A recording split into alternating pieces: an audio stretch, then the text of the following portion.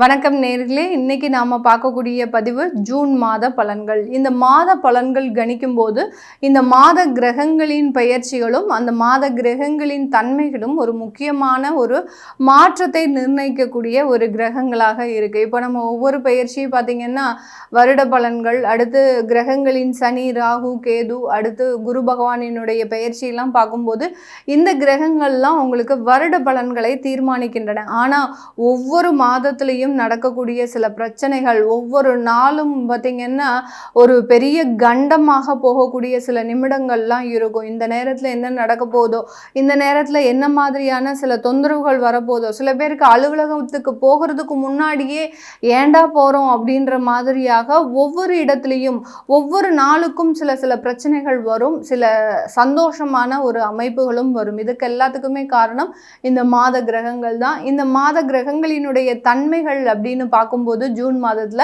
மேஷ ராசியில செவ்வாய் பகவான் ஆட்சி பெற்று இருக்கிறார். ரிஷப ராசியில சூரியன் பகவான், அடுத்து மிதுன ராசியில குரு, சுக்கிரன், புதன், அடுத்து சிம்ம ராசியில கேது பகவான், கும்ப ராசியில ராகு பகவான், சனி பகவான் இயல்பு தன்மையோட மீன ராசியில இருக்கிறார். அப்படி இருக்கக்கூடிய இந்த ஜூன் மாதத்துல கிரகங்களின் பெயர்ச்சிகள் இருக்கா அப்படின்னு பார்க்கும்போது மாதம் ஆரம்பிக்கும் போது 2ஆம் தேதி ஜூன் மாதமே குரு பகவான் பயிற்சி ஆகிறார். 9ஆம் தேதி ஜூன் மாதம் சுக்கிரனும் பயிற்சி ஆகிறார்.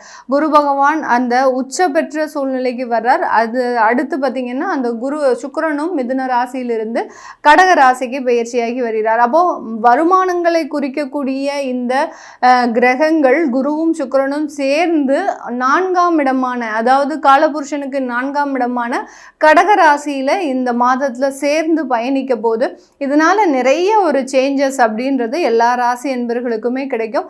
அடுத்து பார்த்தீங்கன்னா 16ஆம் தேதி சூரியனாகப்பட்டவர் ரிஷப ராசியிலிருந்து அந்த மிதுன ராசிக்கு பயிற்சியாகி வருகிறார்.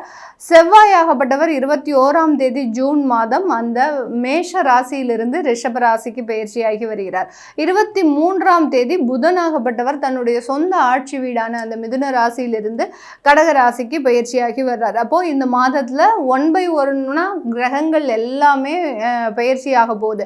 அப்படி இருக்கும்போது இந்த மாதத்துல என்ன பலன்கள் கிடைக்க போகுது, என்ன மாதிரியான சில விஷயங்கள்ல நீங்க ரொம்ப கவனமா இருக்கணும் அப்படின்றத நம்ம இந்த பதிவுல தெளிவா பார்க்க போறோம். இந்த சேனலை முதன்முறையா பார்க்குறீங்க அப்படின்னா சப்ஸ்கிரைப் பண்ணிக்கோங்க, பெல் பட்டன்ல ஆல் ஆப்ஷன் சூஸ் பண்ணிக்கோங்க. இந்த மாத பலன்கள், ஜூன் மாத பலன்கள்ல நம்ம பார்க்கக்கூடிய அடுத்த ராசி என்பர்கள் ரிஷப ராசி என்பர்கள்.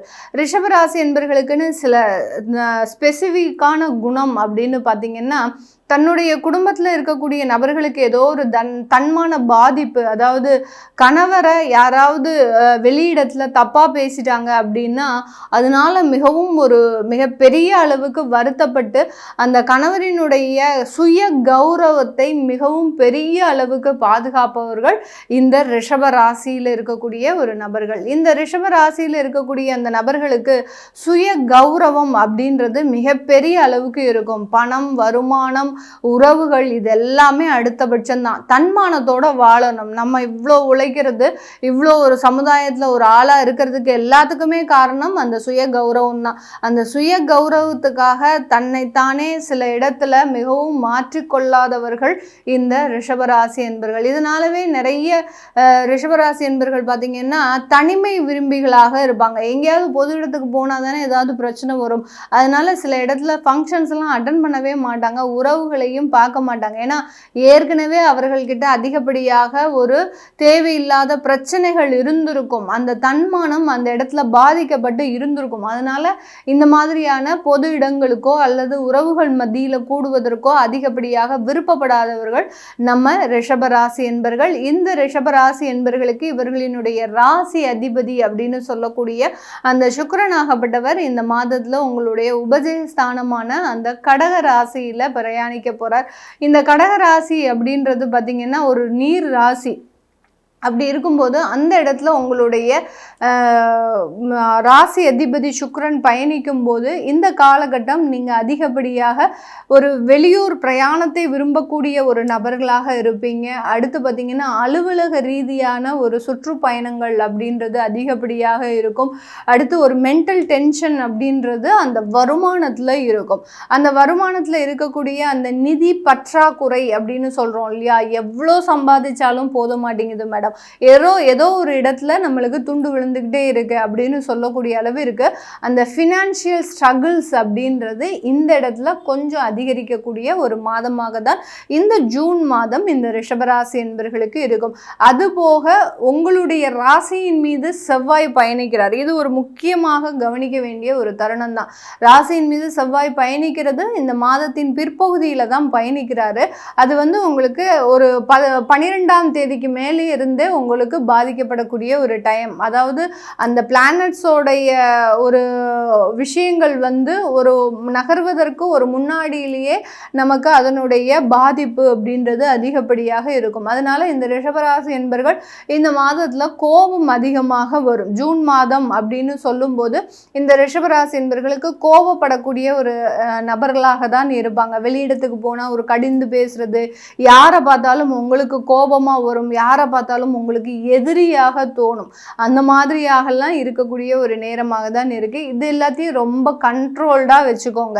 ஏன்னா ரிஷபராசி என்பவர்களுக்கு சொல்லியே கொடுக்க வேண்டாம், எல்லா இடத்துலையும் சிரித்தே சில விஷயங்களை சமாளிக்கக்கூடியவர்கள். அவர்கள் என்ன எதிராளி என்ன பேசினாலும் அந்த இடத்துல சிரிச்சுக்கிட்டே இருந்து சில விஷயங்களை மனதுக்குள்ள கோபம் வச்சிருப்பாங்க. நீ என்ன பேசுறது, நீ என்ன இது சமாளிக்கிறது, நான் உங்ககிட்ட எந்த விஷயங்களையும் நான் சொல்ல மாட்டேன் அப்படின்ற மாதிரியாக மனசுக்குள்ள சில கோபங்கள் இருந்தாலும் அதை வெளியில காட்டாமல் முகத்துல மிக பெரிய அளவுக்கு ஒரு சாஃப்டான ஒரு சூழலில் இருக்கக்கூடியவர்கள் இந்த ரிஷபராசி என்பவர்கள். இந்த மாதம் உங்களுக்கு அதுக்கு நேர் எதிர்மாறா நடக்கும். கொஞ்சம் கோபம் வரும், தேவையில்லாத இடத்துல வாய் பேச மாதிரியான ஒரு சிச்சுவேஷன் வரும். அடுத்து கணவன் மனைவிக்குள்ள சில கருத்து வேறுபாடுகள் வரதுக்குண்டான ஒரு நாட்களாக இருக்கு. இது நாள் வரைக்கும் இருந்த ஒரு சில விஷயங்கள் பார்த்தீங்கன்னா இன்னைக்கு எரிமலையாக வெடிக்கிறதுக்கு உண்டான ஒரு தருணம். அஷ்டமாதிபதியாக இருந்த அந்த குரு பகவான் இந்த மாதத்துல உங்களுடைய 3ஆம் இடத்திற்கு பயணிக்கிறார்.